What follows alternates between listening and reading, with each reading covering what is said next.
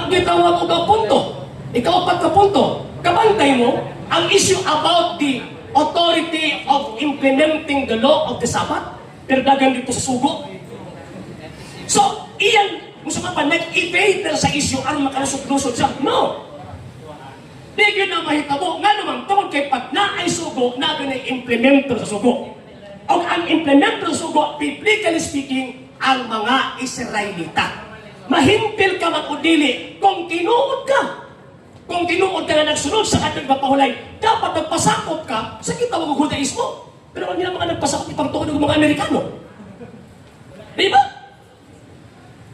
Ikalimang punto mga sirog mga ma'am. Ang Seventh-day Adventist, Kristiyano ba ang Seventh-day Adventist? Para makalusot lang siya ba? Ang Seventh-day Adventist o sa Protestant Christian. Ako ang iklaro, nga naman puto naman sila ng murang uhong resulta slipat ni Abdong 1863. Kanya apil-apil ka na Exodo. Huwag mo pang lipaki, kulol ka na.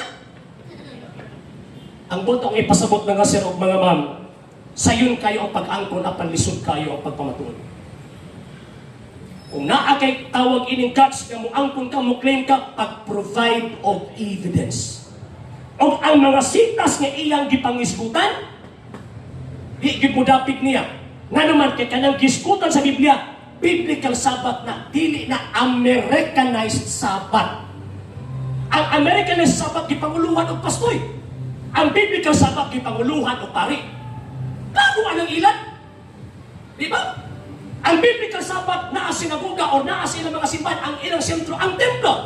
Dili sa Amerika na, sa Jerusalem. Ano ka nang inyo sa Amerika man? Niapil-apil mo na, huwag mo mauwaw. Di ba? Ulaw kayo na, ulaw kayo ng muangkong